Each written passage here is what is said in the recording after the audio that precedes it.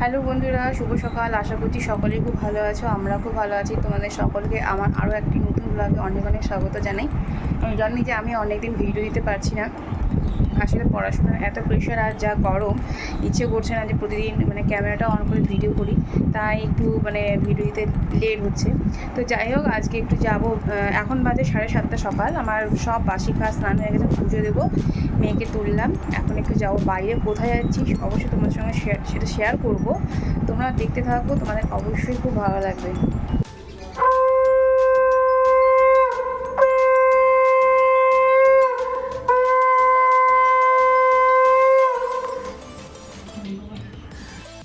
তো এই যে রেডি হয়ে গেছি, আর বেজে গেছে 9:45, আর আমার সঙ্গে যাবে 3-4 জন। তো ওরা তাড়া দিচ্ছে, তাড়াতাড়ি কর। তো এই যে মোটামুটি রেডি হয়ে গেছি। কোথায় যাচ্ছে অবশ্যই তোমার সঙ্গে শেয়ার করবো। আর একটু মেয়েকেও দেখিয়ে দিই, মেয়ে রেডি হয়েছে। এই যে মেয়ে রেডি হয়ে গেছে। তো চলো বেরোই, তারপর তোমার সঙ্গে দেখা হবে।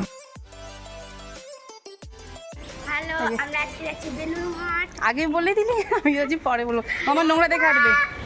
এই মামা নোংরা দেখে হাঁটো। কই দিদিরা? ও ওদিকে গেছে।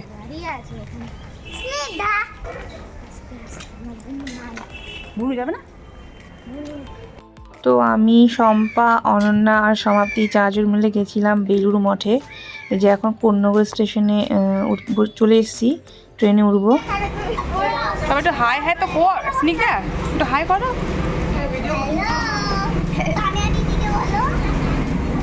আসবে তো।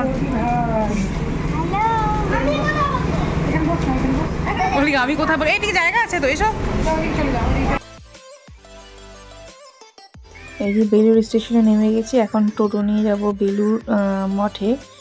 এই যাচ্ছি এখন। আর এত গরম ছিল, সেই জন্য খুব সকাল সকাল বেরিয়ে গেছি। তবুও গরমের হাত থেকে আমরা রেহাই পাইনি, ভীষণ গরম ছিল।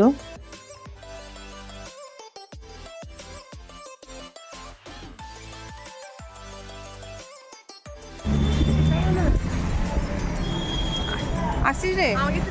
হ্যাঁ, তোমাকে দেখালাম।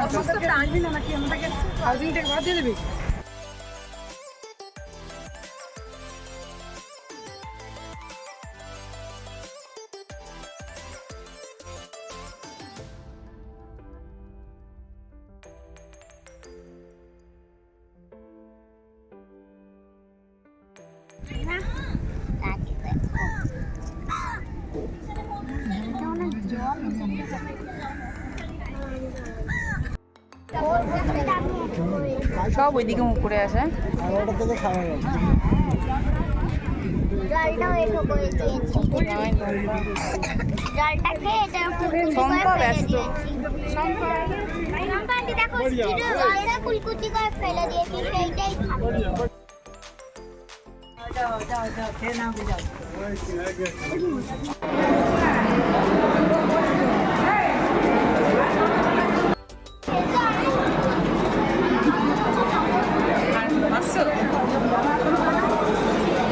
খাওয়া দাওয়া করে চলে এসেছি বেলুড় স্টেশনে। এখন ট্রেন আসবে, আমরা ট্রেনেও পৌঁছেছি, আর ঠিক 1 মিনিট পর ট্রেনও চলে এসছে। এখন ট্রেনে উঠবো। তো এখন বাজে 12:30, চলে এসেছি বাড়ি, ফ্রেশ হয়ে গেছি। ভাবছি এখন একটু রেস্ট করবো। রেস্ট করার পর খালি গায়ে আসবে না, রেস্ট করো। তো এখন রেস্ট করে বিকেলবেলা একটু যাবো সম্পার ঘরে। আছে ও আমাদের জন্য হচ্ছে পেনওয়ালা চকলেট রেখেছে, তাই বলে আমরা একটা সলিউশন খুঁজবো সোমকে গিফটে। তো শুনতেই পেলে, সোমবার ছেলের জন্মদিন ওদের করে না, ওদের বাড়ির নিয়ম নেই।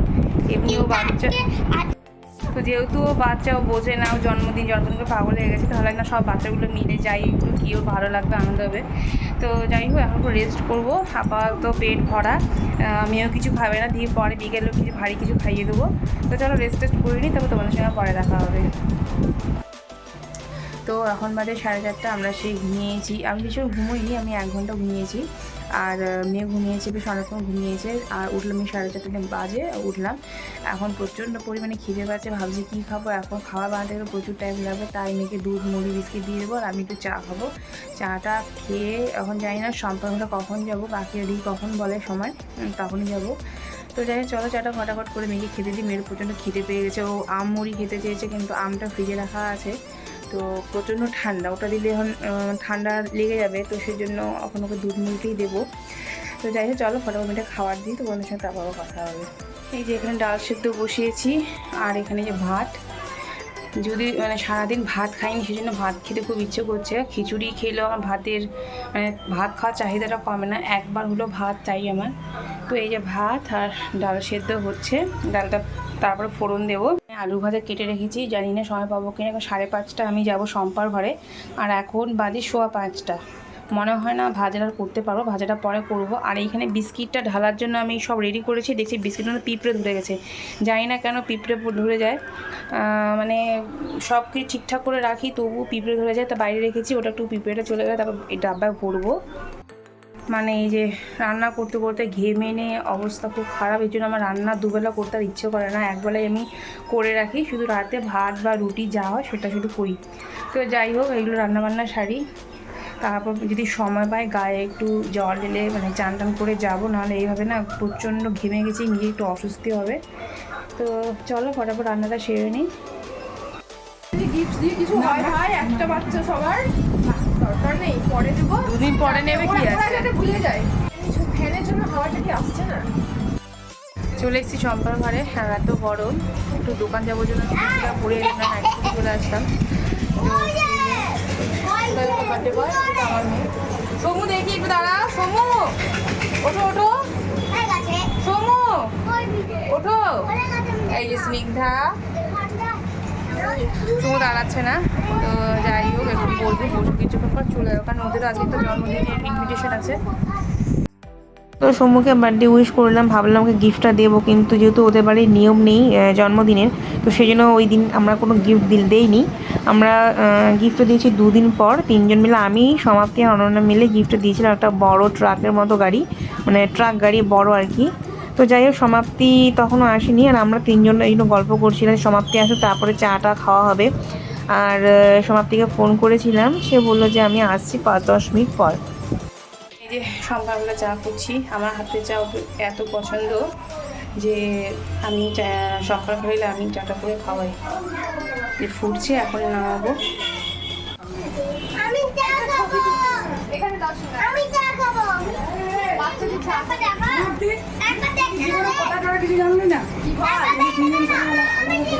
অর্ধেকটা দিতে পারো, চা হাফদের থেকে আমাদের নয় রে। বিছানায় যেহেতু বাচ্চাগুলো খেলছিল তাই আমরা নিচেই বসেছি, আর যা গরম নিচেই ভালো লাগছিলো। তো সবাই মিলে গল্প করছিলাম আর চা খাচ্ছিলাম, আর বাচ্চাগুলো যাওয়া আসা করছিল, খেলাধুলো করছিল, ওদেরও বেশ আনন্দ হচ্ছিল। আর আমাদেরও একটা মানে ভালো মানে সন্ধ্যেটাকে ভালো মতো কাটালাম। এখন বাজে রাত্রি 10টা, আর আমরা এসেছি 9টার সময়, ভাবলাম যে এসে পড়াবো, তো আর পড়াতে পারলাম না, কেন জানি না, শরীরটার এনার্জি পাচ্ছি না, বাইরে বসে গল্প করছিলাম, খুব ভালো লাগছে। তো যাই হোক আজকে অনেক মজা করলাম, অনেক ঘোরাফেরা করলাম, খাওয়া দাওয়া করলাম। খাওয়া দাওয়া বলতে ওই ঠাকুরের ভোগই আর কি।